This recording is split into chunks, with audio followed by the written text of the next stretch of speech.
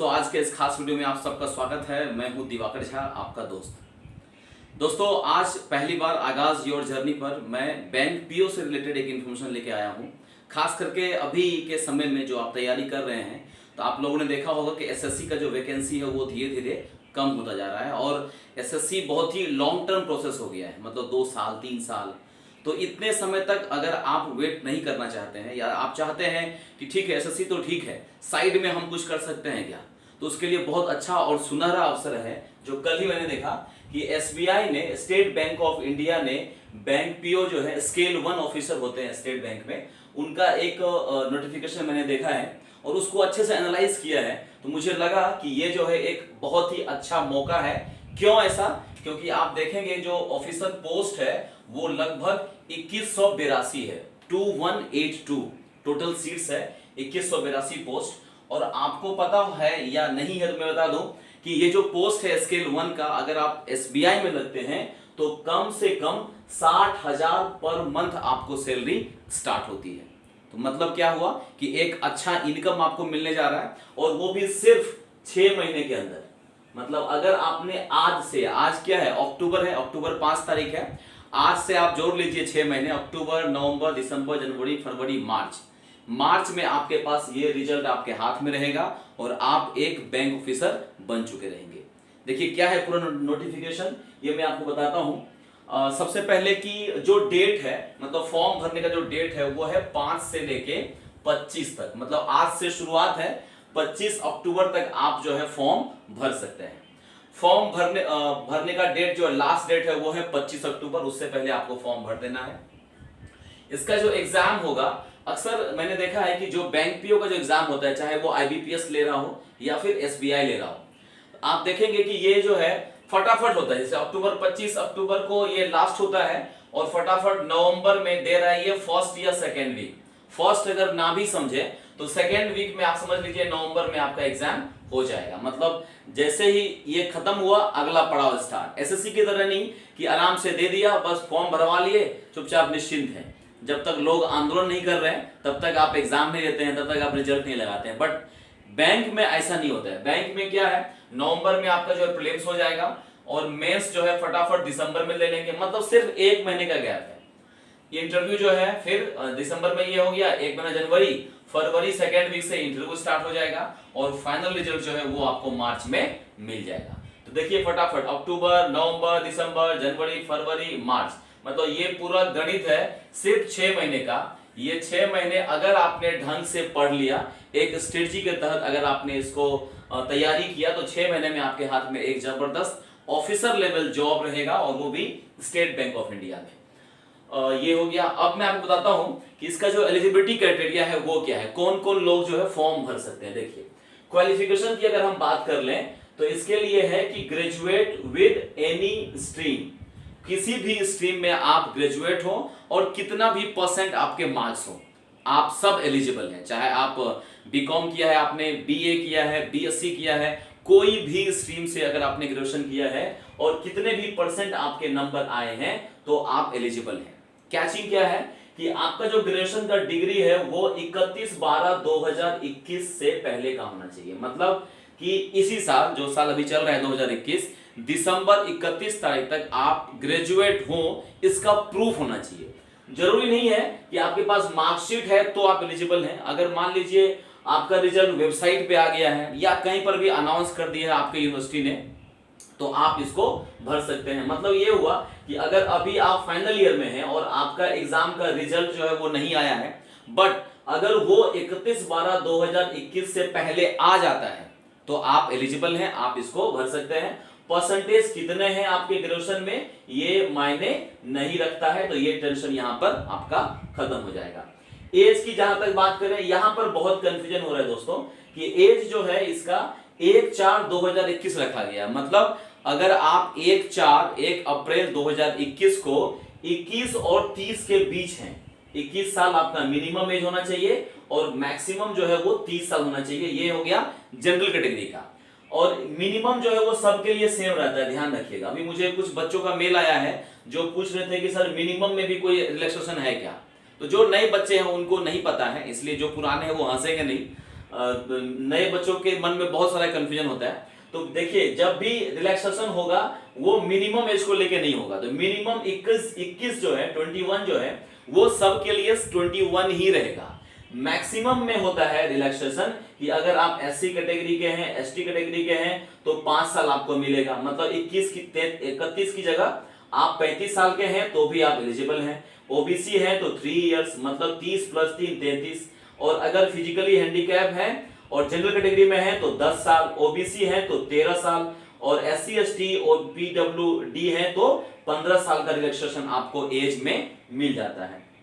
मतलब क्या है, यहां पर डेट भी दिया है कि 1/4/2021 के बाद का नहीं होना चाहिए आपका डेट ऑफ बर्थ, या 2/4/1991 के पहले का नहीं होना चाहिए आपका जो एज है। ये हिसाब किताब हो गया। अपर एज लिमिट भी आपको बता दिया। दोस्तों, बहुत जो नए बच्चे हैं जो अभी एग्जाम तैयारी के लिए स्टार्ट ही किए हैं, उनके मन में होता है एज हम कैलकुलेट कैसे करते हैं। इसको भी मैं इसी में बता देता हूं। देखिए, जैसे मान लीजिए किसी बच्चे का जो एज है वो 1 मार्च 1989 है। मान लीजिए मेरे ख्याल से ये 89 की जगह कुछ और रखते हैं, रुकिए 2000 रख देते हैं, ठीक है। अगर किसी का एज 1/3/2000 है, ठीक है, और हमें एज कौन सा लेना है, 1/4/2021 का। तो जिस एज को हमको कैलकुलेट करना है, जिस एज पर, वो ऊपर रख दीजिए ऐसे,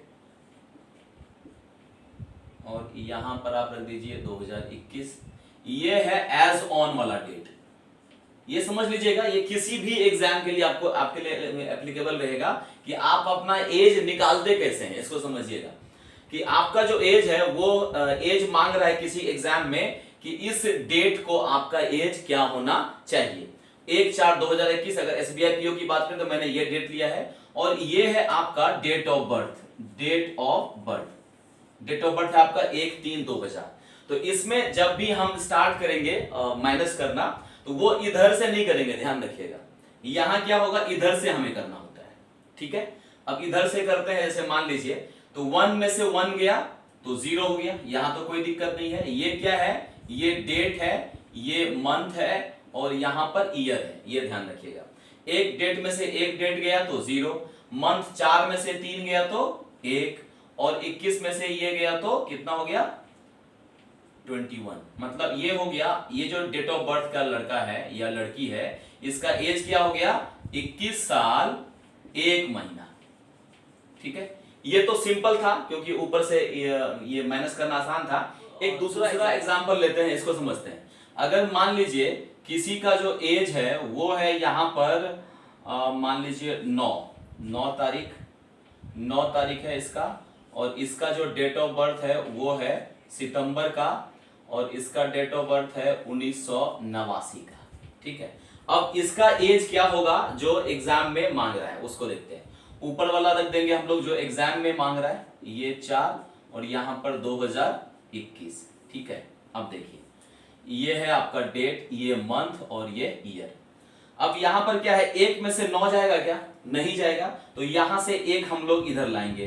तो 4 यहां पर है, 4 में से 1 गया, 1 मतलब 1 महीना गया, ध्यान रखिएगा। 1 मतलब 1 महीना, 1 महीना मतलब अप्रैल का महीना कितना होता है, अप्रैल का महीना 30 दिन का होता है, तो 1 अगर इधर गया तो वो 30 हो गया, ठीक है। और यहां 1 पहले से था, तो यहां क्या हो जाएगा, 30 + 1 31 हो जाएगा। अब 31 में से 9 हम लोगों को माइनस करना है। एक बार फिर से बताता हूं, ये मंथ है, मंथ में से 1 इधर आ रहा है, यहां डेज है, तो 1 मंथ अगर इधर गया तो मतलब अप्रैल का पूरा महीना इधर चला गया।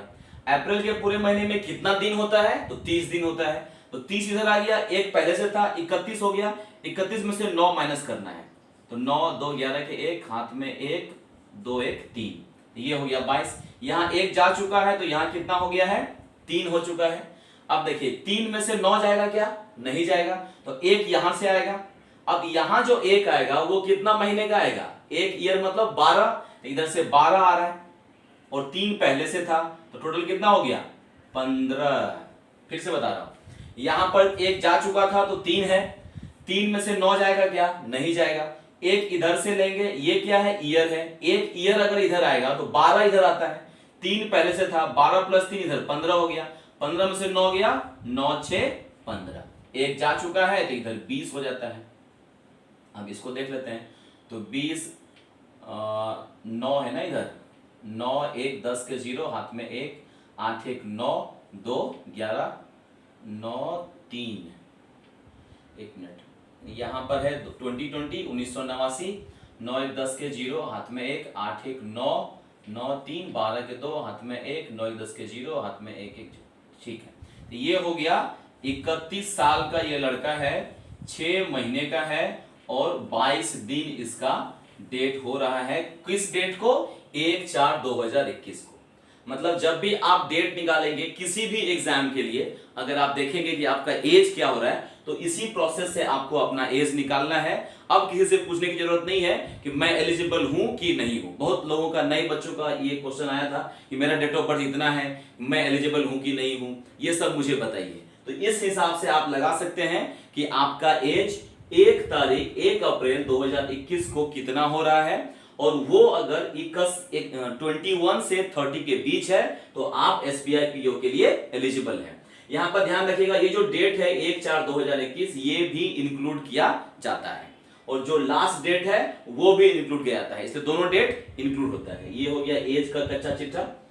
चलिए, एज हो गया, क्वालिफिकेशन भी आपका हो गया। एग्जाम में क्या पूछता है ये इसको समझते हैं। देखिए एग्जाम में क्या पूछेगा, सिलेक्शन प्रोसेस जो है इसको समझते हैं। सिलेक्शन प्रोसेस में सबसे पहला होता है प्रीलिम्स, एक हो गया प्रीलिम्स, दूसरा हो जाता है मेंस और तीसरा होता है इंटरव्यू। मेंस में ही 2 पार्ट होता है, बताता हूं। और प्रीलिम्स की अगर हम बात कर लें, जो कि अभी अक्टूबर में ये खत्म होगा, नवंबर में आपका प्रीलिम्स होने जा रहा है। प्रीलिम्स में इंग्लिश जो है वो 30 मार्क्स का पूछता है और 30 क्वेश्चन ही उसमें रहते हैं। हाँ, इसमें क्या है, एसएससी की तरह जो है वो चारों सेक्शन एक साथ नहीं मिलेगा आपको। यहाँ 20-20 मिनट का स्लॉट रहेगा। 20 मिनट का एग्जाम हो गया, 30 क्वेश्चन इंग्लिश का वो आपने सॉल्व कर लिया, 20 मिनट खत्म, वो सबमिट हो गया। फिर आपका खुलेगा क्वांट, वो रहेगा कितना, 35। क्वांट मतलब मैथ्स, एक तरह से मैथ्स जो है 35 क्वेश्चंस रहेंगे, 35 मार्क्स के रहेंगे। इसके लिए भी 20 मिनट का समय आपको दिया जाएगा। रीजनिंग की बात करें तो 35 क्वेश्चंस रहेगा, 35 नंबर का, और 20 मिनट आपको दिया जाएगा। टोटल समझ लीजिए कि 1 घंटे का एग्जाम हो गया, 100 क्वेश्चन रहेंगे और 100 नंबर का एग्जाम हो जाता है प्रीलिम्स में।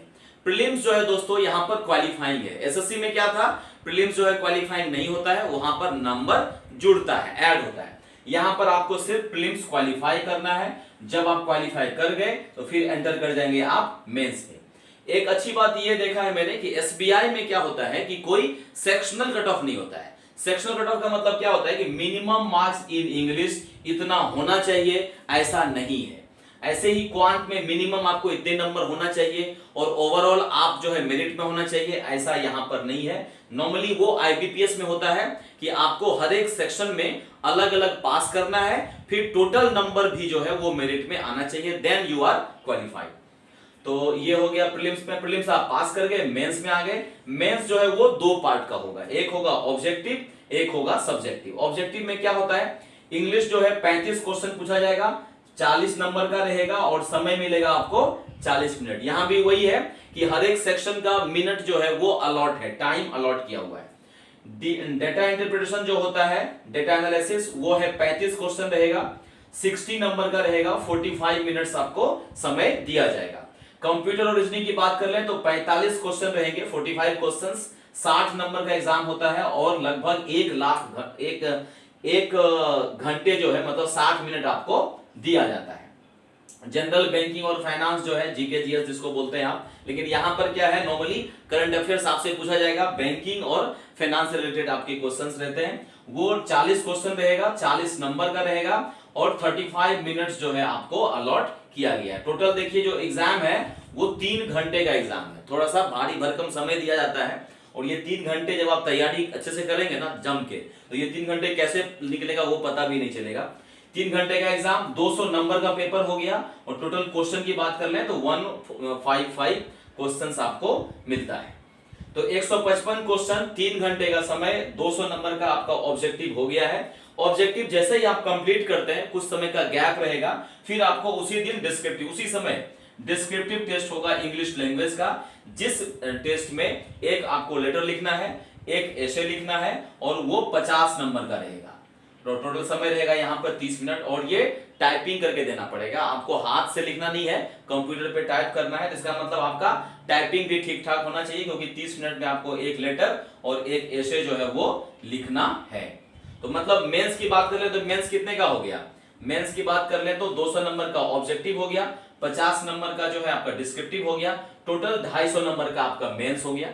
अब इसी मेंस के नंबर के आधार पे आपको कॉल किया जाएगा फेज 3 के लिए। और फेज 3 मतलब या तो आपको इंटरव्यू से गुजरना पड़ेगा या फिर इंटरव्यू और जीडी ग्रुप डिस्कशन या ग्रुप एक्सरसाइज, ये दोनों भी हो सकता है, या फिर इंटरव्यू हो सकता है। जो लास्ट ईयर में क्या हुआ था, सिर्फ इंटरव्यू हुआ था, हो सकता है इस बार भी सिर्फ इंटरव्यू हो, और नहीं तो फिर आपको दो भाग में बांटेंगे इसको। ये एक रहेगा इंटरव्यू जो कि 30 नंबर का रहेगा, और अगर ग्रुप डिस्कशन होता है तो 20 नंबर का रहेगा। अगर ये दोनों अलग अलग नहीं हुआ तो 50 नंबर का सीधा इंटरव्यू ही रहेगा। कहानी यहां पर खत्म। तो अब जो फाइनल मेरिट बनेगी वो कैसे बनेगी, देखिए पहले तो मेंस का नंबर आपका 250 नंबर का, और यहां पर कितने का बताया मैंने, इंटरव्यू 50 नंबर का, मतलब 250 प्लस 50 कितना हो गया, 300। तो इस 300 को डायरेक्ट नहीं वेटेज दिया गया है, ध्यान रखिएगा। टीयर 2 का जो 250 नंबर है उसका 75% वेटेज है, और टीयर 3 का जो 50 नंबर है वो 25% वेटेज है। मतलब समझिए कि आपका इंटरव्यू और जीडी वो भी बहुत मायने रखता है, क्योंकि 25% वेटेज है। मतलब उसको समझ लीजिए 50 को जो है 25 के हिसाब से आपका नंबर काउंट करेंगे, और 250 को जो है 75 नंबर्स के हिसाब से उसको काउंट कर लेंगे, उसका 75% निकाल लेंगे, टोटल हो जाएगा 100%। और इस आधार पे आपका फाइनल सिलेक्शन होता है, आपको कॉल आता है कि भाई आपका ज्वाइनिंग हो गया है। यहां तक क्लियर हो गया, ठीक है। एक चीज और, ये आपको बता ही दिया मैंने कि कोई सेक्शनल कट ऑफ जो है ना पीटी में है और ना ही मेंस में है। ये बहुत बड़ा और अच्छी खबर है कि अगर मान लीजिए किसी सेक्शन में आपके वीक है, कोई सेक्शन आपका वीक है, जैसे मेरे समय में क्या होता था, मेरा इंग्लिश जो है वो वीक होता था, तो उसमें सेक्शनल कट ऑफ पार करना थोड़ा सा टफ हो जाता है मेरे लिए। तो अगर उस हिसाब से, लेकिन हमारे समय में वही था, सेक्शनल कट ऑफ होता था तो दिक्कत होती थी। यहाँ पर ये अच्छा लगा मुझे कि सेक्शनल कट ऑफ नहीं है। अगर किसी बच्चे का इंग्लिश वीक है तो क्वांट और रीजनिंग के बल पे भी आप ये एग्जाम क्लियर कर सकता है। इन दोनों को में नंबर आप ले आइए, आउट ऑफ आउट आपका सिलेक्शन हो गया, टेंशन नहीं है। ऐसे ही यहाँ पर भी 4 सेक्शन है, इसमें अगर 1-2 सेक्शन आपका वीक है, बाकी 2 या 3 सेक्शन स्ट्रॉन्ग है, तो उस आधार पे भी आपका रिजल्ट आ जाएगा। मैं ऐसा क्यों बोल रहा हूँ, क्योंकि कट ऑफ जो है वो बहुत कम जाता है। अच्छी खबर, और बहुत ही अच्छी खबर है कि कट ऑफ जो है लो जाता है। मैं बताऊंगा कट ऑफ कितना गया है लास्ट 2 ईयर का। ये हिसाब किताब हो गया। हाँ, अटेम्प्ट, एक नई चीज भी देखने को मिला है कि अटेम्प्ट जो है एसबीआई ने फिक्स किया हुआ है कि अगर आप जनरल कैटेगरी के हैं और या ईडब्ल्यूएस है तो 4 अटेम्प्ट मिलेगा आपको, जनरल है पीडब्ल्यूडी है तो 7 अटेम्प्ट है, ओबीसी के लिए भी 7 अटेम्प्ट है, ओबीसी पीडब्ल्यूडी के लिए भी 7 अटेम्प्ट है, ईडब्ल्यूएस के लिए भी 7, ईडब्ल्यूएस पीडब्ल्यूडी के लिए 7 है, और एससी एसटी के लिए कोई लिमिट नहीं है। ये अटेम्प्ट है, लेकिन अटेम्प्ट से घबराना नहीं है, 4 अटेम्प्ट भी बहुत है। क्यों ऐसा बोल रहा हूं, क्योंकि इसमें एक चीज और लिखा हुआ है कि अगर आप प्रीलिम्स में एग्जाम में बैठे, ध्यान समझिएगा अटेम्प्ट को, प्रीलिम्स एग्जाम में आप बैठते हैं और पास नहीं करते हैं तो अटेम्प्ट काउंट नहीं होगा, ध्यान रखिएगा। प्रीलिम्स में आप अगर फेल हो गए तो आपका अटेम्प्ट काउंट नहीं होगा। अटेम्प्ट काउंट कहां से होगा, जहां से मेंस आपने दिया है। अगर एक बार मेंस दिया है तो 1 अटेम्प्ट, दूसरी बार मेंस दिया तो 2 अटेम्प्ट, तीसरी बार मेंस दिया तो 3 अटेम्प्ट, मतलब अटेम्प्ट काउंट होगा मेंस के एग्जाम से। प्रीलिम्स आप कितनी बार भी दीजिए, फेल कीजिए, कोई दिक्कत नहीं है। ये हो गया लास्ट। हाँ, अब जब आप ज्वाइन करने जाएंगे, जब ज्वाइनिंग होगी आपकी, तो सबसे पहले ये ध्यान रखना है कि बॉन्ड भी है। ऐसा नहीं है कि आप एसबीआई ज्वाइन कर लीजिए और बाद में कोई दूसरा जॉब लगेगा वहां चले जाएगा, इजीली नहीं जा पाएंगे, क्योंकि 2 लाख का बॉन्ड है। या तो आप 2 लाख रुपए पे कीजिए फिर आप जाइए, या 3 साल का आपका सर्विस होना चाहिए कि एसबीआई में आपको 3 साल का काम करना है, क्योंकि आपके ऊपर खर्चा एसबीआई ने किया हुआ है। तो ये ध्यान रखना है। करियर के हिसाब से है कि आपको जो है विदेश यात्रा भी किया जा सकता है। ये भी नोटिफिकेशन में लिखा हुआ है कि आप जो है विदेश में भी पोस्टिंग मिल सकती है अगर आप में टैलेंट है। ट्रेनिंग के दरमियान जो है वो आपका परफॉर्मेंस देखेंगे और उस परफॉर्मेंस के आधार पर आपका फॉरेन पोस्टिंग भी मिल सकता है। फॉर्म भरने के लिए जो खर्चा पानी है वो है 750 रुपए आपका फी है, अगर आप जनरल हैं, ओबीसी हैं, ईडब्ल्यूएस हैं, और अगर आप एससी एसटी हैं तो कोई पैसा नहीं देना है आपको। आप जो है 0 पैसा पे फॉर्म फील कर सकते हैं। एक अच्छा मौका, बहुत अच्छा मौका। और ये जो वीडियो है अगर आपको अच्छा लगा है तो जो भी लोग तैयारी कर रहे हैं उनमें इनको आप शेयर कर दीजिएगा। अगर आप चैनल पे नए हैं तो चैनल को सब्सक्राइब कर लीजिएगा, और अच्छा लगा हो इन्फॉर्मेशन तो जरूर एक लाइक बटन दबा दीजिएगा। एक चीज और, कुछ चीजें अगर क्लियर नहीं हो पाई है, आपके मन में अभी भी कंफ्यूजन है, तो आप कमेंट बॉक्स में कमेंट कीजिएगा कि सर मुझे इसके बारे में क्लियर नहीं हुआ, तो ये आप बताइए, तो मैं पर्सनली आपको जो है कमेंट बॉक्स में जवाब दे दूंगा। एक चीज ये हो गया। दूसरा, अगर आपको ये वीडियो अच्छा लगा है, आप चाहते हैं कि इस तरह का वीडियो भी मैं अपने चैनल पे लेके आऊं, कि जैसे तैयारी करनी है 1 महीने में, तो एसबीआई पीओ की तैयारी 1 महीने में कैसे करूं, उसके लिए क्या स्ट्रेटजी होना चाहिए, ये भी आपको मैं बता सकता हूं नेक्स्ट वीडियो में। देखते हैं पहले इस वीडियो का आप लोगों का कैसा फीडबैक आता है, उसके आधार पर मैं नेक्स्ट वीडियो लेके आऊंगा। एक चीज और, जो नए हैं उनके लिए कि मैंने दोस्तों 3 एग्जाम क्लियर किए हैं। एक तो एसएससी सीजीएल, जहां पर मैं अभी जॉब कर रहा हूं, जीएसटी इंस्पेक्टर, और दूसरा उसी समय मेरा एग्जाम क्लियर हुआ था आईबीपीएस पीओ का, जो सिंडिकेट बैंक से मुझे कॉल आया था, और तीसरा एलआईसी डब्ल्यूओ का एग्जाम भी मैंने क्लियर किया है। तो मैं ये तीनों एग्जाम क्लियर किया हूं सिर्फ 8 महीने की तैयारी में। तो मैं आपको ये स्ट्रेटजी बता सकता हूं कि कैसे आप अगर बैंक पीओ बनना चाहते हैं, एसबीआई क्लियर करना चाहते हैं, तो क्या स्ट्रेटजी होगा, वो नेक्स्ट वीडियो में हम लेके आएंगे। थैंक यू दोस्तों, थैंक यू वेरी मच।